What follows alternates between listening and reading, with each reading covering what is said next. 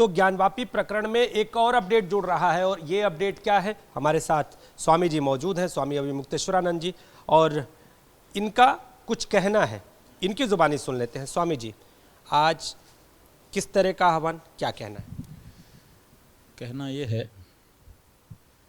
कि हम लोगों के बारे में ऐसी छवि बनाई जा रही है जैसे शंकराचार्य जी और उनके प्रतिनिधि न्यायालय को कुछ समझ ही ना रहे हों, और वाराणसी का जिला प्रशासन न्यायालय के आदेश के अनुसार काम कर रहा है। जबकि सच्चाई ये है कि सुप्रीम कोर्ट का साफ साफ आदेश ज्ञानवापी में मिले शिवलिंग के बारे में है कि ड्यूली प्रोटेक्ट किया जाए। ये भी कहा गया है कि जिलाधिकारी वाराणसी को निर्देशित किया जाता है कि वे दोनों पक्षों से चर्चा करके उनकी धार्मिक जो पालनाएं हैं उनको सुनिश्चित करें। लेकिन जिलाधिकारी सुप्रीम कोर्ट का आदेश होने के बाद भी इस बारे में कुछ नहीं करते हैं, तो स्वाभाविक है, हम लोगों ने नोटिस भी दिया, उसका भी जवाब जिलाधिकारी नहीं दे रहे हैं। तो कहना यही है कि न्यायालय चाहता है कि देश में सौहार्द बना रहे। न्यायालय चाहता है कि ज्ञानवापी में जो शिवलिंग मिला है उससे हिंदुओं की भावना जुड़ी है, इसलिए उसका भी विधिवत उसकी भी देखभाल हो, अर्थात देखभाल जो शास्त्रीय दृष्टि से पूजा ही होता है, और मुस्लिम पक्ष नमाज भी पढ़े, दोनों में सौहार्द बना रहे। लेकिन वाराणसी का जिला प्रशासन ये नहीं कर रहा है, ये बात हमको बतानी थी। और दूसरे ये बताना था कि 100 करोड़ से अधिक सनातन धर्मी हृदय में अगाध भावना रख रहे हैं कि प्रकट हुए शिवलिंग की पूजा हो। कोई ये नहीं कह रहा है, हमने भी ये नहीं कहा कि वो जगह तोड़ दी जाए, वहाँ से ताला खोल दिया जाए, हमको अंदर ही प्रवेश करा दिया जाए। हम ये कह रहे हैं कि जो संभव हो तदनुसार हमारी पूजा भगवान तक पहुँचाई जाए। प्रतिदिन बिना पूजा के हमारे भगवान न रहें। लेकिन 1 महीने से ज़्यादा का समय हो गया और आज तक हमारे भगवान अपूजित हैं। कितना बड़ा कष्ट हम सनातन धर्मियों के हृदय को है।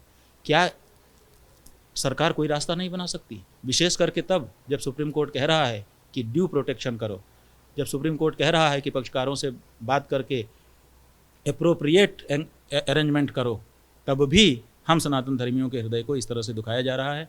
महीना भर से ज़्यादा का समय हो गया, आज तक भगवान की पूजा सुनिश्चित नहीं हो पाई। तो अब पूजा को लेकर आपका अगला कदम क्या है? भाई, पूजा के लिए लेकर के अगला कदम हमको ये उठाना पड़ रहा है कि लोगों के मन में बड़ी पीड़ा है। जब तक भगवान के लिए पूजा समर्पित नहीं करेंगे उनको बिल्कुल संतोष नहीं मिलेगा।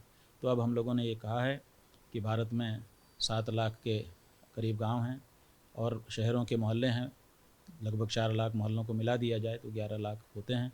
हम हर मोहल्ले के लोगों से, हर गांव के लोगों से अनुरोध कर रहे हैं कि वो विश्वेश्वर पूजा समिति एक बनाएं और बना करके अपने गांव में ही जो शिव जी हैं उनकी पूजा विश्वेश्वर मान करके करें और अपनी पूजा इस रूप में पहुंचाएं।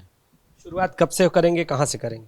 ये शुरुआत कल सवेरे 9 बजे जो मठ है जहाँ पर हम इस समय बैठे हुए हैं, ये काशी का पीताम्बरपुरा मोहल्ला है, केदारघाट यहाँ से पास में है। पीताम्बरपुरा मोहल्ला का नाम है। पीताम्बरपुरा मोहल्ला के तरफ से कल भगवान की पूजा 9 बजे शुरू करके विश्वेश्वर की ये पूजा आरंभ की जा रही है, जो पूरे देश में चलेगी।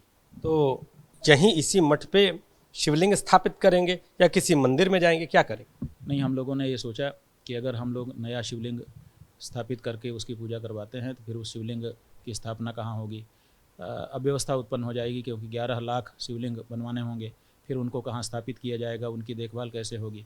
इसलिए ये व्यवहारिक पक्ष ना हो करके हम लोगों ने ये कहा है कि आपके गांव में, आपके मोहल्ले में जो शिव मंदिर है उसी मंदिर में जा करके और उन्हीं भगवान में थोड़ी देर के लिए विश्वेश्वर की भावना करके आप पूजा समर्पित करें, ये कहा गया है। इस पूजा की विधि को क्या कहते हैं स्वामी जी?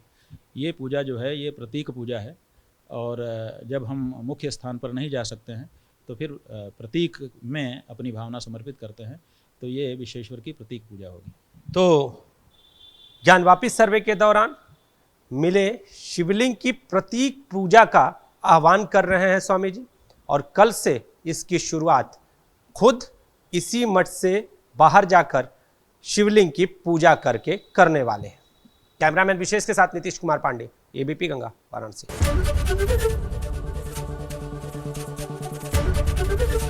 एबीपी गंगा, खबर आपकी, जुबान आपकी।